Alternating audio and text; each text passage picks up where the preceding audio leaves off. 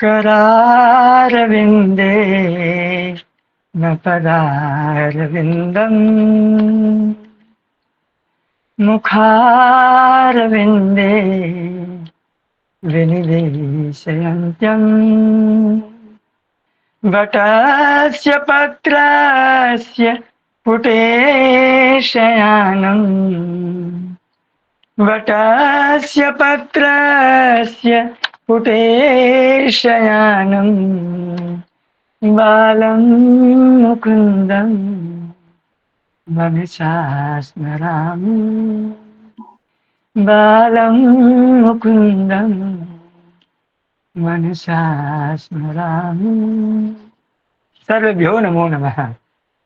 शुरू करूं सुनील जी?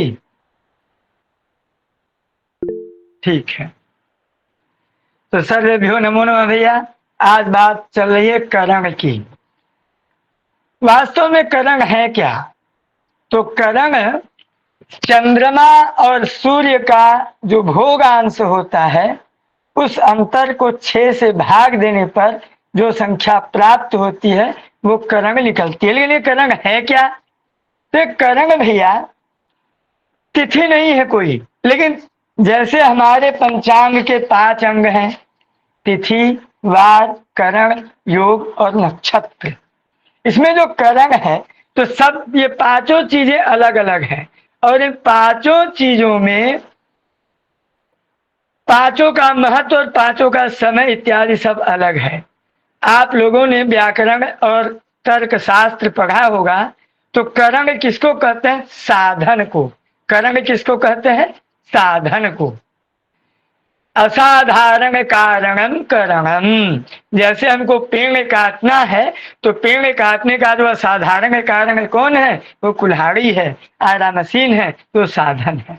तो साधन को ही करण कहते हैं। तिथि में एक तिथि में 2 करण होते हैं। तो परिभाषा के रूप में हम कह सकते हैं कि तिथियों के आधे भाग को करण कहते हैं। तिथियों के आधे भाग को करण कहते हैं। इसलिए हमारी 30 तिथियां हैं, तो 30 तिथियों में कुल 60 करण होते हैं, जिसमें से कुल करण 11 है। यही 11 करण घूम टहल के आते हैं। उसमें भी सभी करण घूमते टहलते नहीं है। 7 करण चर होते हैं और 4 करण स्थिर होते हैं। तो 7 4 11। तो बव, बालव, कौलव, तैतिल, गर, वणिज और विष्टि। बव, बालव, कौलव, तैतिल, गर, वणिज, विष्टि, यही 7 करण घूमते हैं। तो मान लो प्रतिपदा तिथि को भव करण हुआ तो बव और बालव प्रतिपदा को हो गया, कौलव तैतिल द्वितीया को हो गया। उदाहरण बता रहा हूं। गर, वणिज तृतीया का हो गया। फिर आया विष्टि। विष्टि विष्टि है भद्रा। ये विष्टि जो है सूर्य की पुत्री है। क्या है? हमने आपको बताया था सूर्य के कुल लगभग 10 संतानें हैं। कितनी? 10 संतानें। 10 संतानों में एक ये भी है विष्टि भद्रा। तो भैया तो बव तो यहाँ भद्रा आ जाएगी, विष्टि लगेगा। फिर विष्टि के बाद फिर से चतुर्थी तिथि को बव, बालव, कौलव, तैतिल, गर, वणिज, विष्टि। फिर से ये 3 घूमेंगे। बव, बालव, कौलव, तैतिल, गर, वणिज, विष्टि। ऐसे ऐसे घूमते रहेंगे। अब ये जो 4 स्थिर करण है, शकुनी, चतुष्पद, नाग और केस्तुघ्न, ये महीने में सिर्फ 2 दिन आते हैं, चतुर्दशी को और अमावस्या को। कब आते हैं? चतुर्दशी को और अमावस्या को। तो 2 अमावस्या को हो गए नाग और केस्तुघ्न, और 2 जो है चतुर्दशी को हो गए। इसके अतिरिक्त बाकी बव, बालव, कौलव, तैतिल, गर, वणिज, विष्टि, ये अपना चक्कर जो है चलाते रहते हैं, घूमते रहते हैं। ठीक है, इतनी बात समझ में आ गई आपको? जी को तो शुक्ल पक्ष की चतुर्दशी या कृष्ण पक्ष की चतुर्दशी? अमावस्या किस में आती है? शुक्ल पक्ष में आती है कि कृष्ण पक्ष में आती है? कृष्ण पक्ष में बोलो। हाँ, तो कृष्ण पक्ष में। ठीक है, जी। बहुत सुंदर। तो ये जो अमावस्या है और अमावस्या के पहले जो चतुर्दशी है उसी में है। अब ये जो करण जो विषय है, आप लोग जानते हैं कि जितने हमारे यहाँ ज्योतिषी थे वही ज्योतिषी गणितज्ञ भी थे। टेक्नोमेट्री की जो किताब है वो वराह मिहिर ने लिखी है। ऐसे ही भास्कराचार्य एक महान गणितज्ञ थे, तो उन्होंने गणित का ग्रंथ लिखा था। उस गणित का ग्रंथ का नाम था करण कुतूहल। करण कुतूहल, इसको शुद्ध करेंगे तो ये करण कौतूहल है ना। तो ये करण कौतूहल ये वही करण है, इसमें इसको जो है खगोल वैज्ञानिक गणनाओं का पूरा विस्तार इसमें है। ठीक है, तो पंचांग बनाते समय आज इसको देखा जाता है।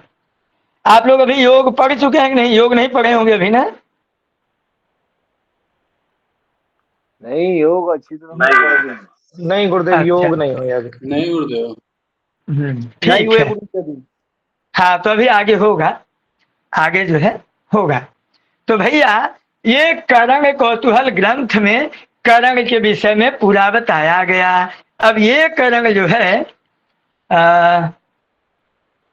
इतना तो पूरी बात समझ गया। पंचांग में आपको हम थोड़ा सा दिखा के समझा देते हैं, है ना। गुरुदेव क्षमा में इंद्रेश फरदाबाद से। गुरुदेव योग के बारे में बताया गया था और पवन भाई जी ने बताया था योग 27 कब होते हैं, बताया? और मतलब ये हमारा हुआ था 14 तारीख की उसमें क्लास कक्षा में। फिर उन्होंने कहा बाद में बताएंगे करके। हाँ, बाकी मतलब शुरुआत कर दी थी कि ऐसा नहीं है जो बिल्कुल भी नहीं तो बताया था। ठीक है भाई, शुरुआत हो। ठीक है, ठीक है। बस जो चला कोशिश किया करिए। एक बात कई बार रिपीट होती है और एक विषय रिपीट होता है बार बार ना, तो समस्या बाधित करता है। जी, नमो नमो। नमो नमो, नमो नमो। तो प्रयास किया करिए कि जो है, हाँ, ये आप लोगों ने उसमें डाला हुआ था,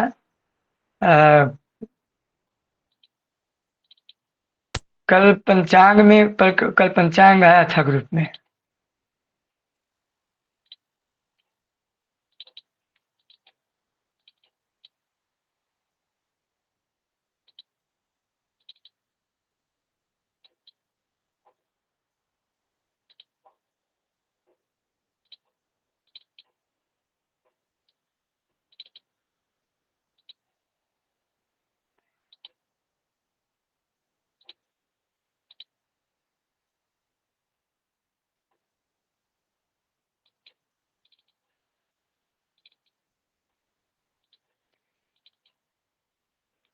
ये देखिए आपके सामने, ये जो है पंचांग है 2024-25 का।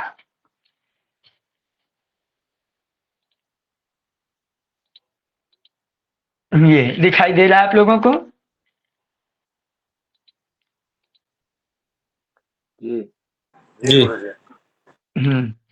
पवन जी आ जाए तो आप लोग हमें सूचित करिएगा, ठीक है। तो जहां तक वो कक्षा पढ़ाए थे उसके आगे कक्षा लेके चलते रहेंगे तो क्रम जो है बिगड़ेगा नहीं। अब कैसे जाएगा आगे हो? ये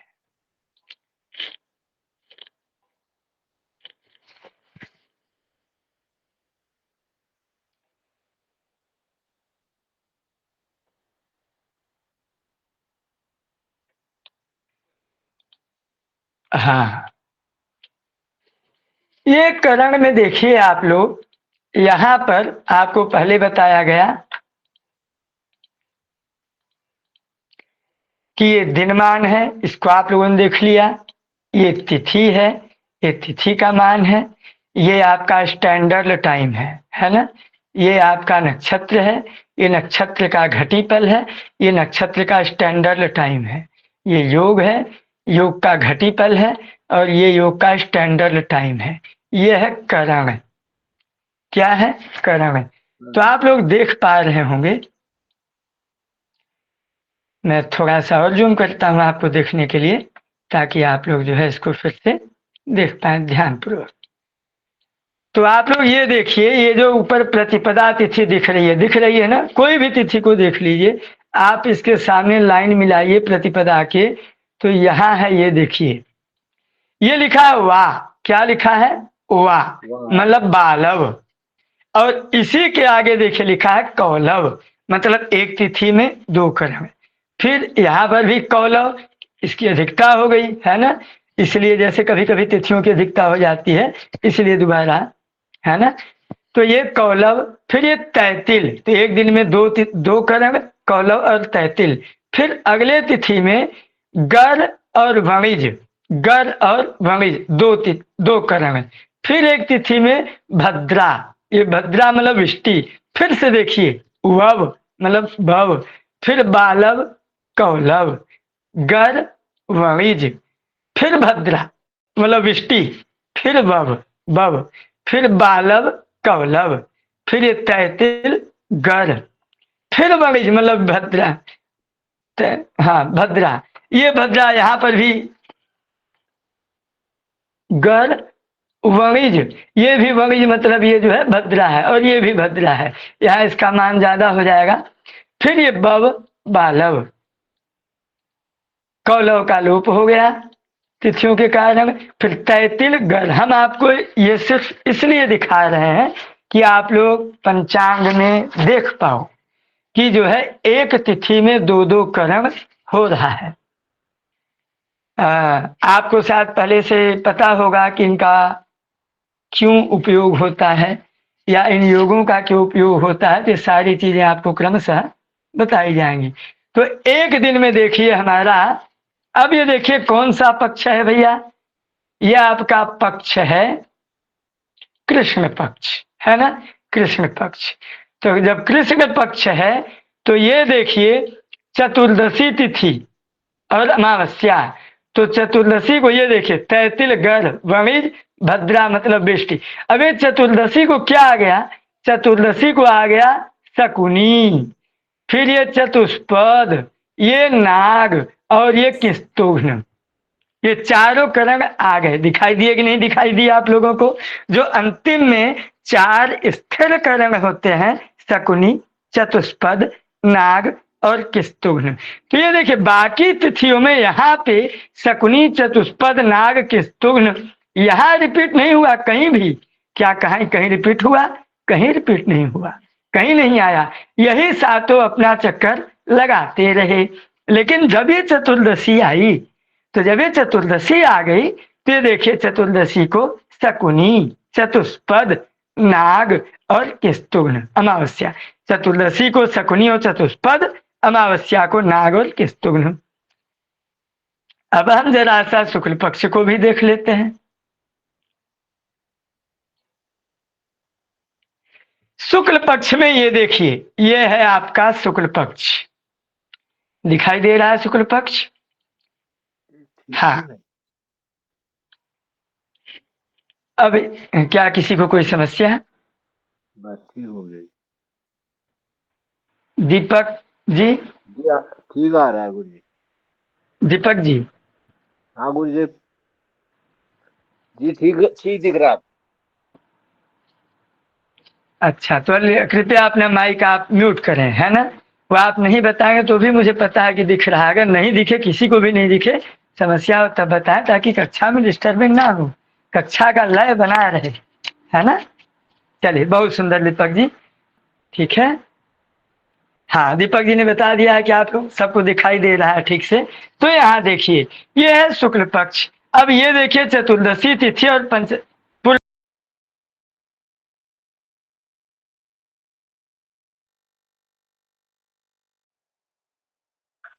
गुरु जी आपकी आवाज नहीं आ रही है।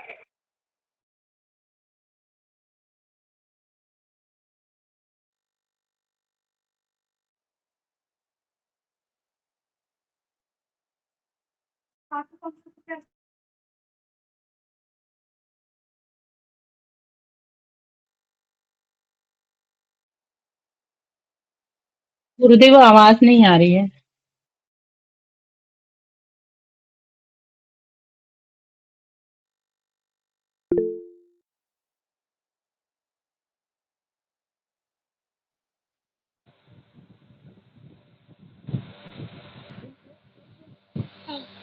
आवाज नहीं आ रही है गुरुजी।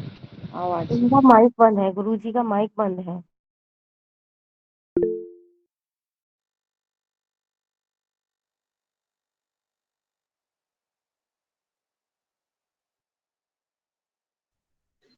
गुरुजी आवाज नहीं आ रही है।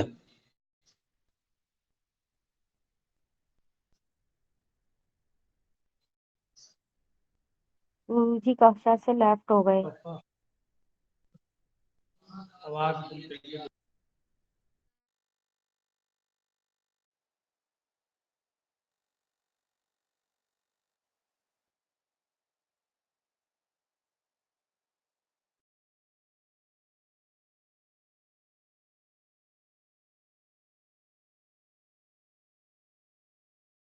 सभी लोग धैर्य बना के रखें।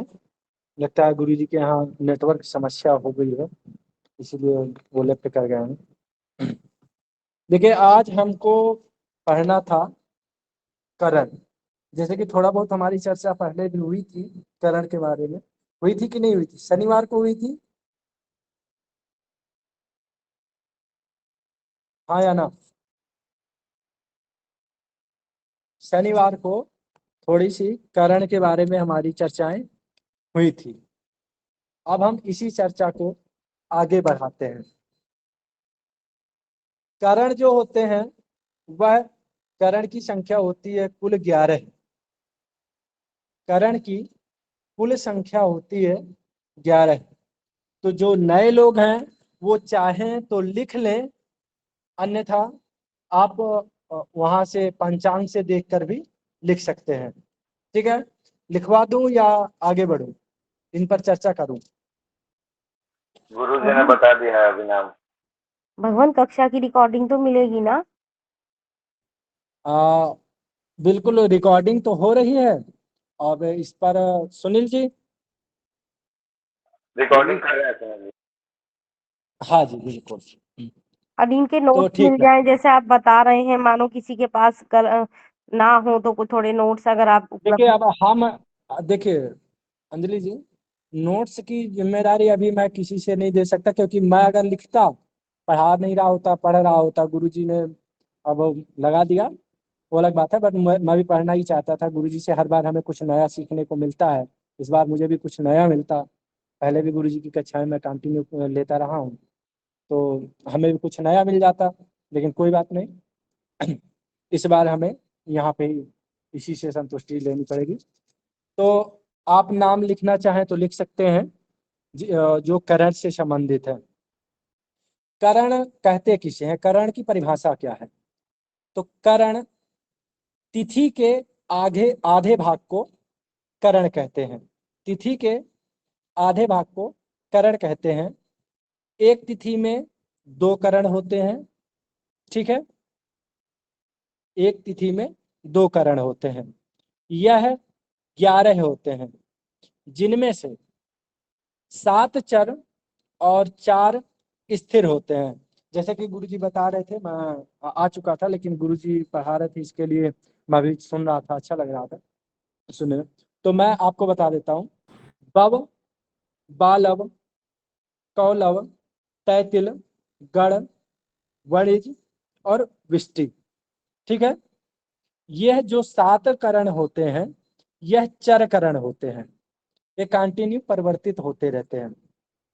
परिवर्तित मतलब जल्दी जल्दी आते रहते हैं। तो ये जो 4 स्थिर हैं, यह अमावस्या के चतुर्दशी और अमावस्या के आसपास ही रहते हैं। ठीक है,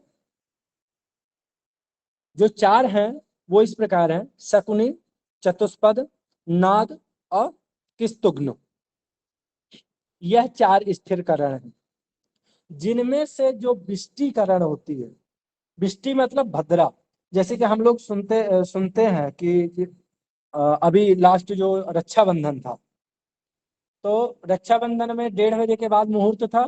सही है, राखी बांधने का मुहूर्त 1:30 बजे के बाद था। क्यों? क्योंकि उस समय भद्रा लगा हुआ था। भद्रा नाम का जो करण होता है वो था, इसीलिए विवाह वो सॉरी रक्षाबंधन विधान में देरी हुई। यह चलित होते हैं, चर होते हैं, इसलिए जल्दी जल्दी रिपीट होते रहते हैं और मोस्टली पड़ जाता है। करण जो विष्टि नाम का जो करण होता है उसमें 2 कर्म कभी नहीं किए जाते। बाकी का तो कहते हैं कि पाताल की भद्रा है, स्वर्ग की भद्रा है, मृत्यु लोक मतलब पृथ्वी लोक की भद्रा है, तो उसके अनुसार पे कुछ अच्छे बुरे काम मतलब अच्छे काम किए जा सकते हैं। जैसे स्वर्ग की भद्रा है तो पृथ्वी लोक पर हमारे यहाँ पे कुछ हम अच्छे काम कर सकते हैं, इतनी ज्यादा घातक नहीं होती। लेकिन जब पृथ्वी की भद्रा होती है तब हम लोग पूरी तरह से चीजों को छोड़ देते हैं। लेकिन दो कर्म ऐसे होते हैं जो भद्रा कहीं की भी हो लेकिन नहीं किया जाता किसी भी प्रकार का शुभ काम। एक होता है श्रावणी कर्म, दूसरा होता है फाल्गुनी कर्म। श्रावणी कर्म कहलाता है आपका रक्षा विधान, क्योंकि उस समय ब्राह्मणों के द्वारा वो दशा स्नान वगैरह जो करते हैं ना, श्रावणी कर्म नाम का एक कर्म होता है जो ब्राह्मण लोग करते हैं, वो भी किया जाता है, साथ में रक्षा विधान का भी है। तो श्रावणी कर्म श्रावण मास की जो पूर्णिमासी को होता है, ठीक है। उसके अलावा एक है फाल्गुनी कर्म। फाल्गुनी कर्म जो आप लोग फाल्गुन में होली खेलते हैं, होलिका दहन। तो आप लोग सुनते होंगे कि होलिका दहन भी बोले भद्रा है तो अभी मुहूर्त नहीं है, इसलिए भद्रा जब निकल जाएगी तब होलिका दहन होगा। तो ये दोनों जो कर्म होते हैं वो किसी भी भद्रा में वर्जित हैं। अगर भद्रा है तो वह वर्जित है, नहीं किया जा सकता, ठीक है। अब बाकी जो होता है तो मैं बता देता हूँ कि कहाँ कब कैसे भद्रा होती है, तब शुभ काम किए जा सकते हैं। या पाताल लोक की भद्रा कब होगी, मृत्यु लोक की भद्रा कब होगी, या करण कैसे किए जाते हैं, उनका मैं बता देता हूँ।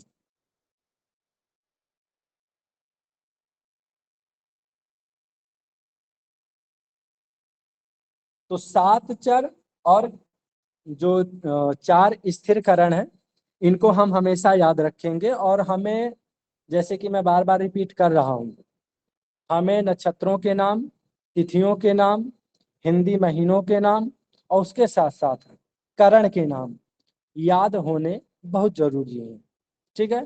तो हमें पंचांग पढ़ने के साथ साथ में याद करते रहना है। जो लोग पैड कक्षा ले रहे हैं, वो एक वर्षीय उसमें एडमिशन है, उनको ये चीज आगे जरूर याद करवानी पड़ेगी, क्योंकि उसके बिना आप ज्योतिष में आगे नहीं बढ़ पाओगे, ठीक है। जी। हाँ जी।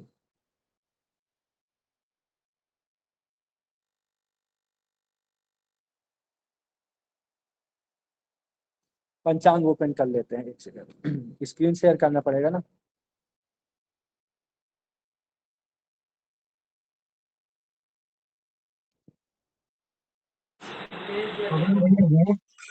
पवन जी, राधे हाँ जी, राधे। राधे आज राधे। आज मुझे बहुत बुखार है, इसलिए मैं क्लास से वो होता हूँ। मतलब आज मतलब मुझे बहुत बुखार है, तभी ठीक नहीं है। कोई मैं बात नहीं भाई साहब, आप अपना सुन तो रहा हूँ लेकिन आराम माथे के कीजिए, ऊपर से जा रहा आराम खाइए, आराम कीजिए, आराम कीजिए, आराम कीजिए, है। ठीक है। आराम कीजिए।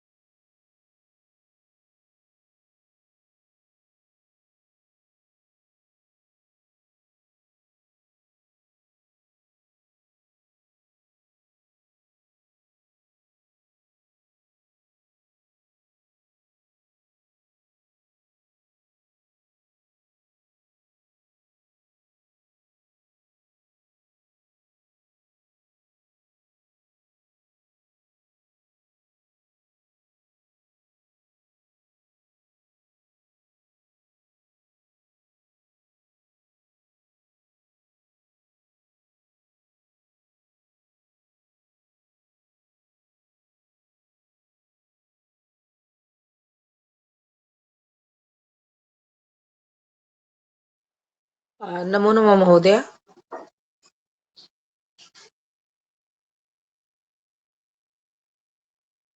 जी बताइए। नमो नमः। अभी अभी गुरुजी ने बताया कि जो जो चीजें हमें याद रखनी है, करण और महीनों के नाम और नक्षत्रों के नाम, अगर इनका कोई पीडीएफ है या वो है, अगर मिल जाए तो मतलब याद करने में आसानी रहेगी। देखिए ये मेरी पंचांग में जानकारी। आपको सब लिखा हुआ है, ठीक है। पंचांग जी, में आपको सब लिखा हुआ मिलेगा, एक बार पंचांग को भी देखिए। लेकिन कुछ बहुत शॉर्ट में लिखे हैं, जैसे का पा, ये मतलब उसका फुल फॉर्म समझ में। एक मिनट, सॉरी मैं लेफ्ट कर गया था। पता नहीं कैसे बट लेफ्ट हो गया।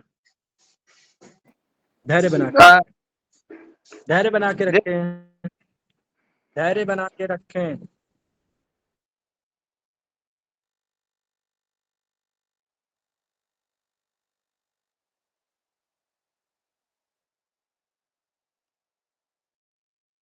आ गए हैं।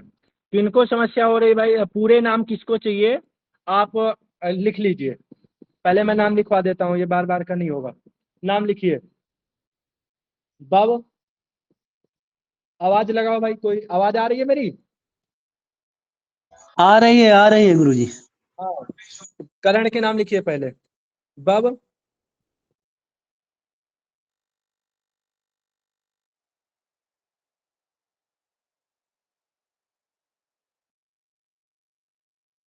बब, बालब,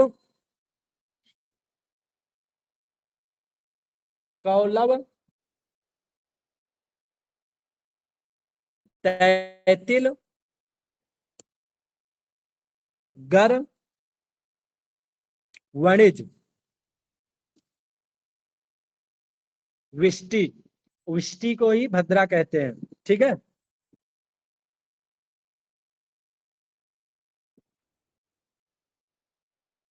ये आपके चर करण है। चर 7 करण जो होते हैं वो चर होते हैं, ये चर करण है। स्थिर करण के नाम लिख लीजिए। शकुनी, चतुष्पद,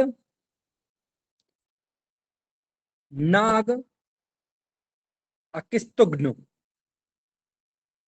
शकुनी, चतुष्पद, नाग और किस्तुग्न। ठीक है, लिख लिया गया। जी महोदय, लिख लिया गुरुजी। बहुत बढ़िया। अब इसी के साथ में एक थोड़ा सा और लिख लीजिए, उसके बाद हम आगे समझाते हैं। जब भद्रा में सबसे बड़ी कंफ्यूजन होती है तो उसको आप देख लीजिए। कर्क, सिंह और कर्क, कर्क राशि, सिंह राशि, कुंभ राशि या मीन राशि।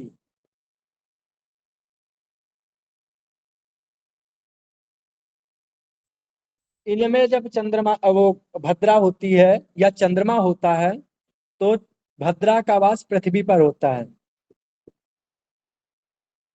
कर्क राशि, सिंह राशि, कुंभ राशि और मीन राशि में भद्रा का वास पृथ्वी पर होता है। मेष, वृष, मिथुन और वृश्चिक, इन 4 राशियों पर जब चंद्रमा होता है तो भद्रा का वास स्वर्ग में होता है।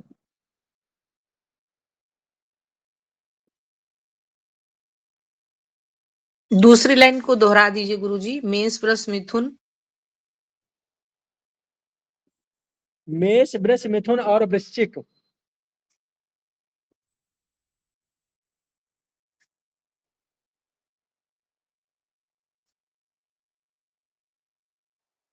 कौन भैया पहली वाली लाइन को दोहराइए। वाह कमाल हो गया।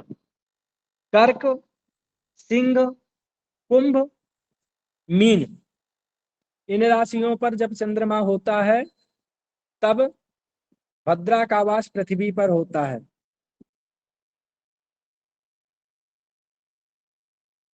मेष, वृष, मिथुन और वृश्चिक, इन राशियों पर जब चंद्रमा होता है तो भद्रा का वास स्वर्ग में होता है।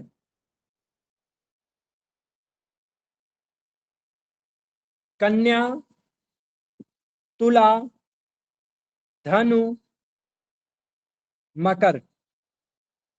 कन्या, तुला, धनु और मकर, इन राशियों पर जब चंद्रमा होता है तब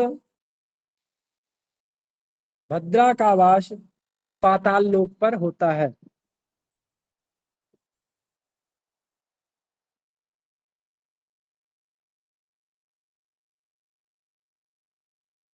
राशियों को एक बार और रिपीट कर दीजिए।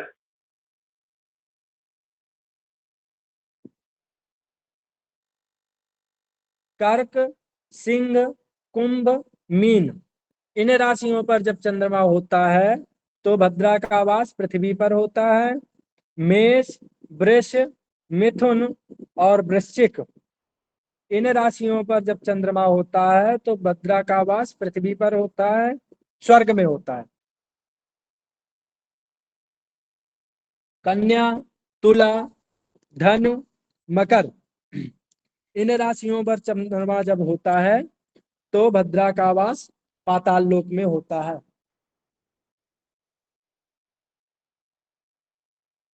भद्रा पर जोर इसलिए दिया जा रहा है ना कि 11 करणों में सबसे ज्यादा बाधाजन्य अगर कोई करण है तो वो सिर्फ एक ही है, वो है विष्टि नाम का, जिसको हम भद्रा के नाम से भी जानते हैं।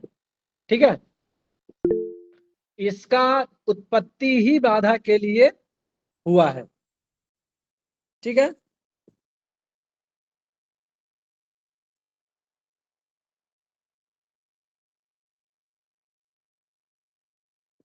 जी जी पवन जी। पवन जी। जी भैया। यहाँ पे अगर आपकी इजाजत हो थोड़ा सा मैं भी बताऊं आगे इसमें ना, बिल्कुल कुछ। नहीं, बिल्कुल नहीं, अभी नहीं। अच्छा म्यूट ठीक की। ठीक।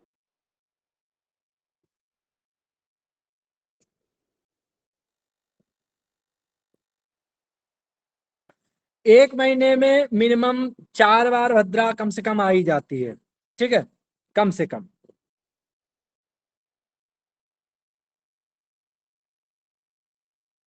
शुक्ल पक्ष की अष्टमी,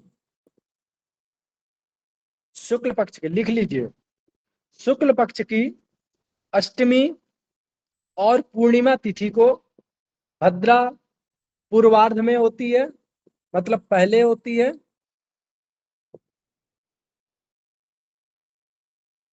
अष्टमी और कौन सी तिथि में? अष्टमी और पूर्णिमा पूर्वार्ध में। पूर्वार्ध मतलब समझ रहे हैं ना, तिथि के शुरू, पहले शुरू में। चतुर्थी और एकादशी को उत्तरार्ध में। ठीक है,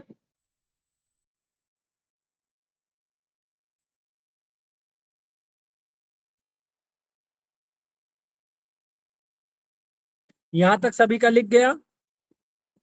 चतुर्थी के बाद एक और कौन सी तिथि बोल के बोल बाकी है? वाह भैया। गुरुजी चतुर्थी और शुक्ल, एकादशी। गुरुजी शुक्ल पक्ष की चतुर्थी और एकादशी। हाँ हाँ हाँ, उसमें भी आएगा कृष्ण पक्ष में। कृष्ण पक्ष में भाई, कृष्ण पक्ष में चतुर्थी में 2 बार आ गया तो वो, सॉरी, शुक्ल पक्ष में 2 बार आ गया तो कृष्ण पक्ष में भी 2 बार आएगा ना।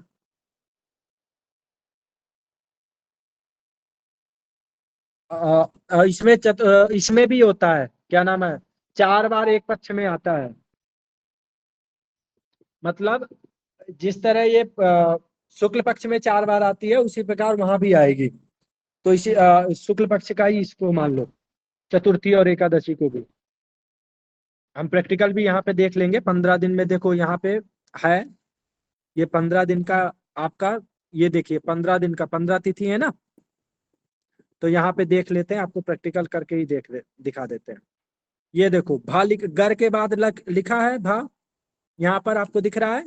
10-26 के आगे यहाँ देखिए मैंने जूम कर दिया, ये भा लिखा है ना, 10 जी 26 और भाई। 20। हाँ, तो एक बार भद्रा हो गई, यहाँ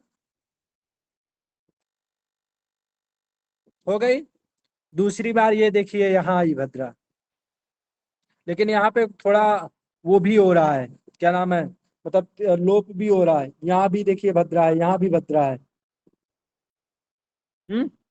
अरे फिर पीछे हो गया, कहाँ गया ये। अब हम इनके मान का देख लेते हैं, करण के मान का भी देख लेते हैं। तो मान का, तो जैसे कि सूत्र शुरू में ही लिखा दिया गया है कि तिथि के आगे आधे भाग को एक करण होता है, ठीक है, तिथि के आधे भाग में एक करण होता है, एक तिथि में 2 करण आते हैं, आधे भाग का एक करण होता है। तो जब हम तिथि का मान ज्ञात करेंगे,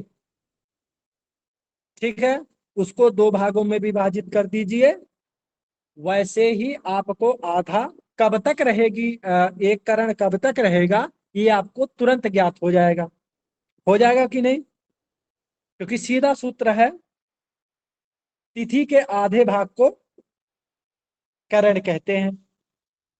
बताइए, इसमें कोई संशय है आप लोगों को? हाँ या ना का जवाब दीजिए। नहीं महोदय, कोई संशय नहीं है। मतलब क्लियर है। अब भद्रा में कोई सवाल, मतलब आप अगर पूछूं मैं कि आपका ये करण कब पड़ेगा, तो आप लोग निकाल सकते हैं इजिली। पहले तिथि का मान निकाल लीजिए और देख लीजिए कि भाई तिथि का मान जो जितने बजे से जितने बजे तक आ गया, भले मान लीजिए कोई तिथि शाम को 4 बजे लगी है और दूसरे दिन शाम को 3 बजे तक है, तो मतलब कितना, 23 घंटे का हुआ तिथि, हुआ कि नहीं, 23 घंटे का हुआ। अब 23 घंटे का आधा कर दीजिएगा, तो कितना हुआ, 11.5, 11.5 घंटे का आधा करण हो जाएगा, एक करण हो जाएगा, ठीक है। तो इसमें और कोई वो करना है, ठीक है ना। भैया जी मैं थोड़ा ये जानना चाहता हूँ कि जैसे ये का है, ये का पहला भैया, लिखा हुआ है, हाँ बिल्कुल वावल, बिल्कुल बिल्कुल, ये जो इनके बीच इसीलिए में जो इसीलिए ये लिखा हुआ है, ये जो समय है लास्ट क्या, वाला, ये भी मान्य हो गए, पहले वाले मान्य है इनका? दोनों देखो, ये जो 2 समय लिखा है तो 2 करण भी लिखे हैं। जैसे सबसे पहली लाइन में देखोगे तो वा लिखा हुआ है, वव लिखा है, जी भैया वव जी। के पीछे 5:49 लिखा है, वालों के पीछे लिखा है 38:18। जी तो जी जी दोनों करण का मान लिखा है वो, ठीक है, जी इसमें जी कंफ्यूजन नहीं है, ठीक है। जी हाँ, तो कब से लगेगा तो कब तक रहेगा, उसके आगे कब तक रहेगा, ये पूरा लिखा हुआ है, ठीक है।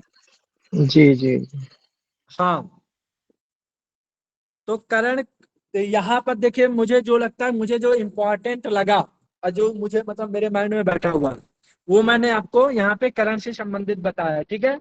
जितनी इम्पोर्टेंट है आपके लिए, मुझे लगता है पंचांग की कक्षा में जो पंचांग देखने के लिए आपको जो जो चीजें आपसे जेन्युइन पूछा जाता है, जब कोई आपसे रास्ते पूछने आएगा कि पंडित जी अ, भद्रा नहीं है कि नहीं है, हम ये काम कर सकते हैं कि नहीं कर सकते, तो उसके अनुसार आप यहाँ पे इसको देख के निकाल सकते हैं। आप निकाल सकते हैं ना।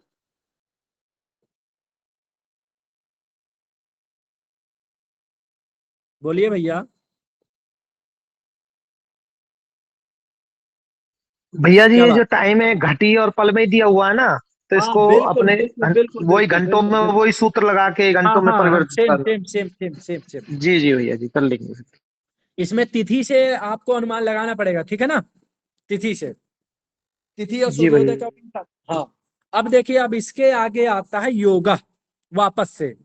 इन योगों का फिलहाल अभी बहुत ज्यादा यूज नहीं है, ठीक है, और मेरे माइंड में अभी इनके बारे में बहुत ज्यादा नहीं है। ये चीजें धीरज गुरु जी और अंबिकेश गुरु जी के द्वारा ही बताई जा सकती हैं। ठीक है। और इनका बहुत ज्यादा आप देखते होंगे, इनका बहुत ज्यादा प्रयोग भी नहीं होता। मोस्टली जो होता है ये जो विस्कुंभादि योग होते हैं ना, उनका हम चर्चा भी रखते हैं और उनका उपयोग भी करते हैं। ये वाले योग, इनके बारे में मैंने बता भी दिया था आपको। प्रवर्धमान, राक्षस, अमृत का काण, लुम्बक, मित्र, वज्र, ध्वंस, धूम्र। ठीक है।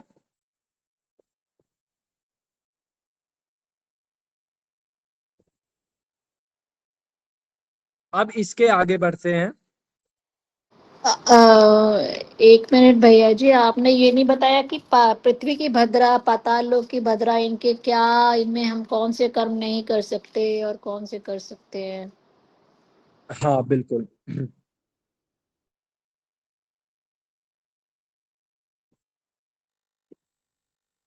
उनको भी बता देते हैं। देखिए, जब भद्रा स्वर्ग लोक की होती है,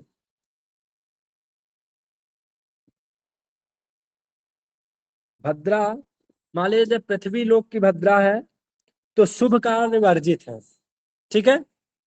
पृथ्वी लोक की भद्रा में शुभ कार्य वर्जित है।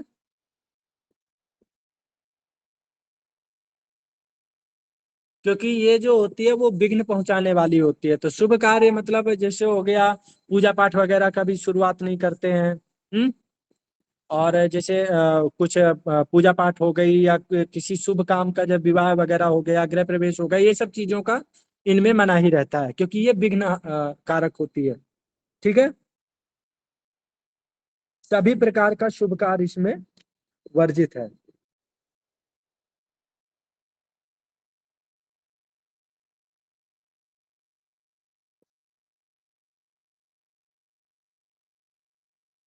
अब बाकी जब पाताल की भद्रा होगी और स्वर्ग लोक की भद्रा होगी तो पृथ्वी पर शुभ काम वगैरह किए जा सकते हैं। ठीक है।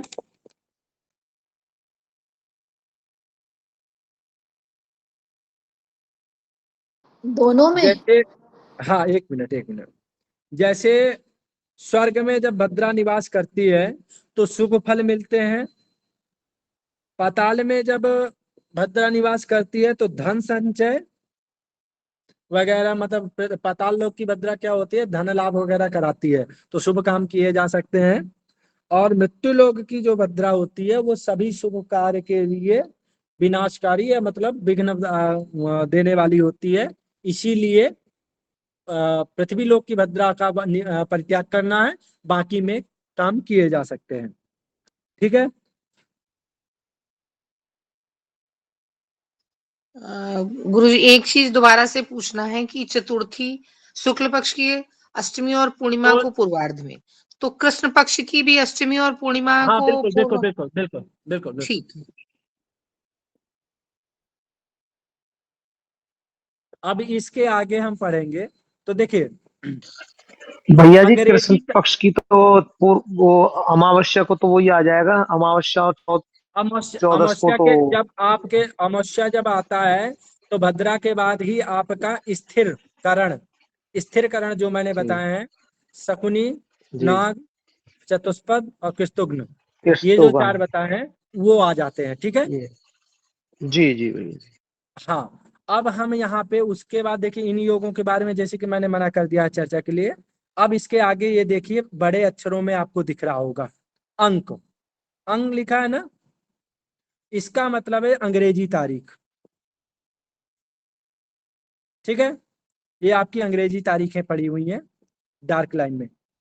ठीक है। ये फसली है, इसको हम लोग बहुत ज्यादा देखते नहीं है, आप लोग मुझे इसके बारे में बहुत ज्यादा नॉलेज भी नहीं है। हिजरी, शौर मास, और ये जो भी है पता नहीं। ठीक है। अब यहाँ पे है चंद्र राशि प्रवेश। यहाँ पे दिया हुआ है कि आपका जो चंद्रमा है वो कब राशि प्रवेश कर रहा है। चंद्रमा जो है वो राशि कन्या राशि में प्रवेश कब कर रहा है। चंद्र राशि प्रवेश लिखा है ना ऊपर, तो अब चंद्रमा कब कन्या राशि में आएगा वो यहाँ पे दिया हुआ है। तो जैसे कि हम पहले भी बताए हैं, 2 से गुणा 5 का भाग, उसमें सूर्योदय जोड़ दीजिएगा, ठीक है। तो आपको पता चलेगा कि कितने बजे चंद्रमा का ट्रांजिट हो रहा है, ठीक है। जी उसके भैया आगे जी, है जैसे कन्या। जी जी। जी, कन्या 9:44 है, तो 9:44 का आप 2 से गुणा 5 से भाग करेंगे तो आपको घंटा मिनट प्राप्त होगा, उसमें सूर्योदय में जोड़ेंगे तो आपको पता चल जाएगा, ठीक है। तो वहां से पहले भैया जी कन्या मतलब शुरू हुई है वहां से। बिल्कुल बिल्कुल, देखिए कन्या जी राशि में भैया। यहाँ तक रहेगा, उसके बाद तुला राशि में आ जाएगा। यहाँ लिखा है ना चंद्र राशि प्रवेश, यहाँ पे प्रवेश लिखा हुआ है, ठीक है। जी जी जी। अब यहाँ पे है सूर्योदय, यहाँ पे दिया ना सूर्योदय घंटा मिनट, मतलब ये आपके घटी पल नहीं है, घंटा मिनट है। तो सूर्योदय कितने बजे है? 5:46 दिया है। तो जब आपको सूर्योदय सूर्यास्त का आगे जब आप लोग पढ़ेंगे, भैया माइक म्यूट करो, माइक म्यूट करो। सूर्योदय, तो यहाँ पे दिया हुआ सूर्योदय 5:46 और सूर्यास्त 6:14। तो ये सूर्योदय सूर्यास्त है ना, ये बनारस का है, ठीक है। ये बनारस का है, बनारस के अनुसार दिया हुआ है, ठीक है। उसके आगे है औदायिक सूर्य स्पष्ट, औदायिक स्पष्ट सूर्य। तो ये है सूर्योदय के समय में जो सूर्य भगवान हैं वो किस राशि में है, कितने अंश में है, कितने कला में है और कितने विकला में है। राशि, अंश, कला, विकला, ये सूर्योदय का है। जैसे इसमें दिया हुआ है 4, 17, 9, 20, तो इसका मतलब है 4 राशि, 17 अंश, 9 कला और 20 विकला, ठीक है। ये समझ में आ गया। तो इसका मतलब होता है 4 राशि के आगे, जब 4 राशि के आगे कौन सी राशि आती है, 4 के बाद कौन सी राशि आती है, मतलब कर्क राशि से आगे कौन सी राशि आती है? बिल्कुल। तो जब 4 राशि लिखा, इसका मतलब है 4 राशि होके आगे निकल चुका है, ठीक है। 4 राशि होके आगे निकल चुका है, कितना आगे? 17 अंश, 9 कला और 20 विकला आगे निकल चुका है सूर्योदय के समय में, ठीक है। तो यहाँ पे सूर्य कब कहाँ है? सिंह राशि में है, 17 अंश का, ठीक है। अब ये है क्रांति। क्रांति 2 होती हैं, एक उत्तर क्रांति और एक होती है दक्षिण क्रांति, ठीक है। ये क्रांति है उत्तर प्लस में 7-13, जब आप उसमें जाते हैं इष्ट काल वगैरह भयावह, इन सब चीजों की जब जानकारी आप लेंगे आगे में कुंडली में पढ़ेंगे तब आपका पता चलेगा इसके बारे में। ये है रेलवे अंतर, रेलवे अंतर है ये, कि रेलवे टाइम अलग चलता है, पंचांग का टाइम अलग चलता है, ये पता है ना आप लोगों को। मतलब सूर्योदय का और रेलवे का टाइम में थोड़ा अंतर होता है, क्योंकि सूर्योदय का तो समय बदलता रहता है। अभी यहीं पे देख लीजिए 5:46 में सूर्योदय हो रहा था, आगे 5:47 में हो रहा है, फिर 5:48 में हो रहा है। मतलब 3 दिन में 3 मिनट का अंतर, लगभग 2.5-3 मिनट का अंतर आ गया कि नहीं आ गया? सूर्योदय में जी। इधर देखेंगे तो 6:14 को अस्त हो रहा था, 6:13 को अस्त हुआ, फिर 6:12 को अस्त होने लगा शाम को। तो ये टाइम तो सूर्य भगवान तो अपना टाइम चेंज करते रहते हैं। रेलवे अंतर में इतना पड़ेगा, ठीक है, कि रेलवे के अनुसार पे इतना अंतर है। तो रेलवे का अंतरी मिनट में है। तो जब हम आगे पढ़ेंगे वो निकालना इष्टकाल वगैरह, जब गुरु जी कुंडली बनाना सिखाएंगे हमें, तो वहां पे प्लस को माइनस को प्लस और प्लस को माइनस किया जाता है, वो अलग विधि है। ठीक है। अब जैसे हमने यहाँ पर चंद्रमा का देखा, सूर्य का औदयिक सूर्य स्पष्ट देखा, उसी प्रकार हम इसी पंचांग में यहीं पर बाकी ग्रहों का भी है, उस पर भी चर्चा करते हैं। ये देखिए, दिख रहा है आप लोगों को क्या लिखा है? पढ़िए भाई कोई।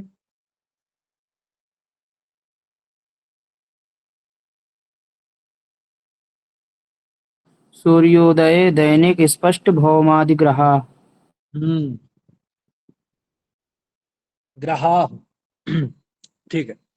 अब इसका मतलब है सूर्योदय के समय कौन सा ग्रह किस राशि में, कितने अंश में, कितने कला में और कितने विकला में गोचर कर रहा था। ठीक है। यहाँ पे लिखा हुआ है ति और वार, मतलब तिथि और वार। समझ रहे हैं? तिथि वार, प्रतिपदा तिथि और बुधवार। तो भौम मतलब हो गए मंगल महाराज, धरती पुत्र मंगल। जब ये प्रतिपदा तिथि थी, बुधवार था, तो भौम महाराज 2 राशि 4 अंश 30 कला और 55 विकला में थे। ठीक है। तो 2 राशि 4 अंश 30 कला 55 विकला मतलब क्या हुआ? कोई एक आदमी बताए जो नया है। देखिए राशि याद कर लो, राशि याद कर लो, और ये सब जो जो पढ़ाया जा रहा है मोस्टली याद करना शुरू करो, क्योंकि एक साथ करेंगे तो भारी पड़ेगा। 2 राशि के आगे निकल चुका है, तीसरी राशि होती है मिथुन राशि। तो मंगल महाराज तीसरी राशि में, मतलब मिथुन राशि में 4 अंश 30 कला 55 विकला में गोचर कर रहे हैं। ठीक है। अब आगे देखते हैं बुध महाराज।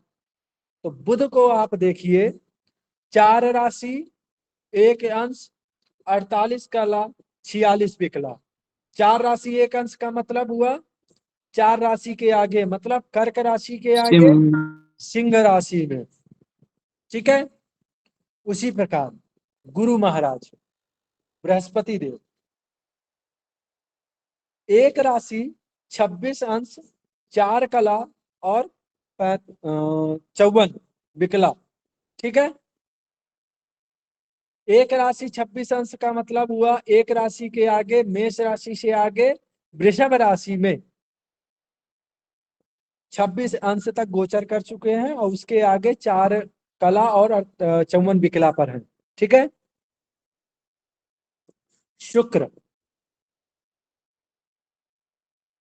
शुक्र महाराज का आप देखेंगे तो 5 राशि 12 अंश 52 कला और 4 विकला है।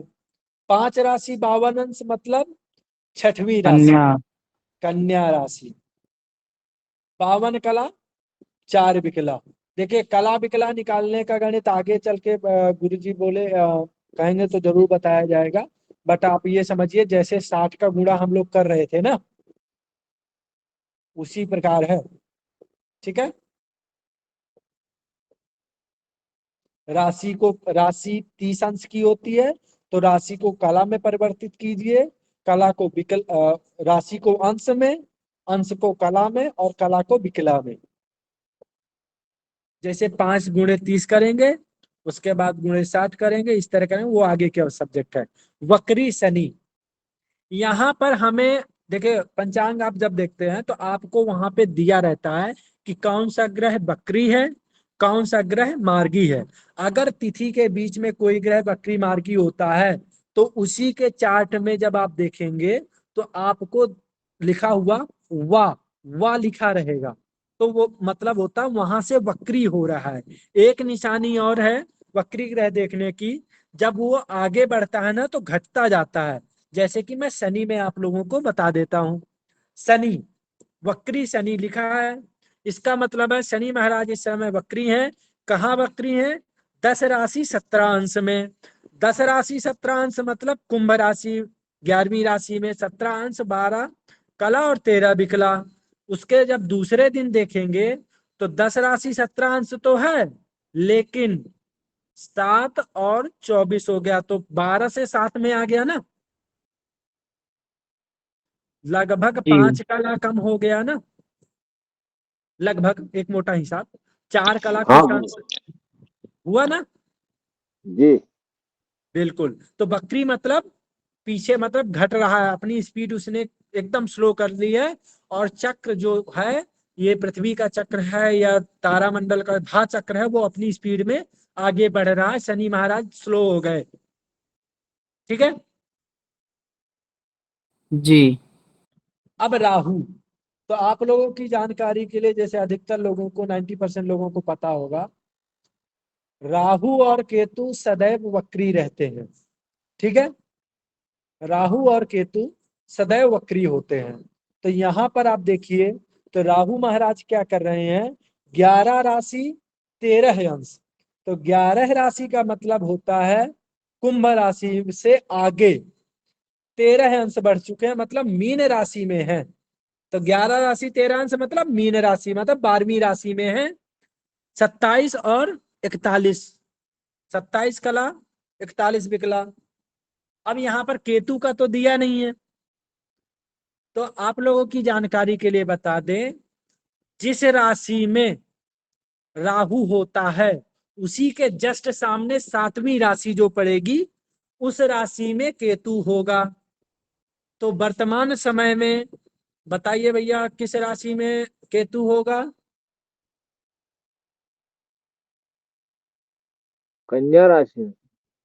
बहुत बढ़िया, दीपक जी बोल रहे हैं। जी गुरुदेव।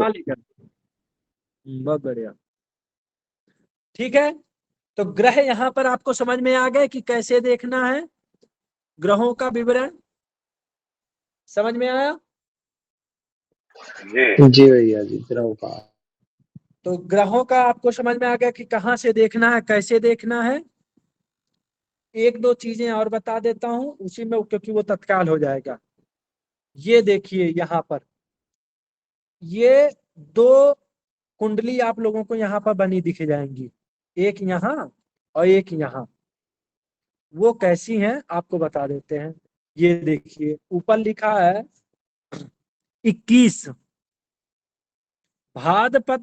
भाद्रपद शुक्ल पक्ष की अष्टमी बुधवार को सूर्योदय स्पष्ट ग्रहा, मतलब भाद्रपद की शुक्ल पक्ष की अष्टमी बुधवार के दिन सूर्योदय के समय ग्रहों का स्पष्ट है। ये ग्रहों का स्पष्ट है उस दिन का। तो मान लीजिए अगर भाद्रपद की अष्टमी को अगर कोई किसी का जन्म होता है, तो आप सूर्योदय के समय, तो आप ये कुंडली बनाकर देख सकते हो। आपको बहुत ज्यादा ताक झांक नहीं करनी पड़ेगी। ये ग्रहों की गति लिखी हुई है। जैसे सूर्य की गति 58-22 थी, चंद्रमा की हमेशा 700 प्लस ही रहती है, तो 737 और 35 यहाँ पे है, 35-33। ये सूर्य मतलब ग्रहों की गति लिखी हुई है। ठीक है। ये हो गया। आज के लिए मुझे लगता है इतनी कक्षा काफी है, क्योंकि टाइम हो गया है 9:40, बहुत हो गया है। भैया जी, ठीक हम है। कुछ पूछना चाहेंगे थोड़ा सा। हाँ वैसे जी, वो राशि में जो चंद्रमा का प्रवेश था, वो एक बार वो वाला जो करण में था, ये जो भैया जी, ये जो कन्या राशि है, जो 9:44 पे जो है, इसका 9 मतलब 9 ये कटी और 44 पल जो जिसका दिया हुआ है, कल इस पर यहाँ से विस्तृत कन्या चर्चा करेंगे। कल इस पर विस्तृत चर्चा करेंगे। ठीक है। बस यही पूछना था कि कन्या यहाँ से शुरू होगी या यहाँ पे कन्या खत्म होगी। कल इस पर विस्तृत चर्चा करेंगे, स्पष्ट करके बताऊंगा, स्पष्ट करके। जी ठीक है। जी भैया जी। पूरी जी गणित भैया। स्पष्ट कर दूंगा। अभी भाई साहब जी भैया। जाना है, काम है इम्पोर्टेंट, ठीक है। हम इस जी पर भैया, विस्तृत नमो चर्चा नमः कर भैया। देंगे। नमो नमः। ठीक है, कल इस पर मैं विस्तृत चर्चा नमो करूंगा। नमः। नमो नमः। इस पर नमो पूरी नमः तरह गुरुजी। से राधे राधे नमो भैया। नमः भगवान। हाँ राधे। कल इस पर शांति मैं पाठ विस्तृत कर दीजिए।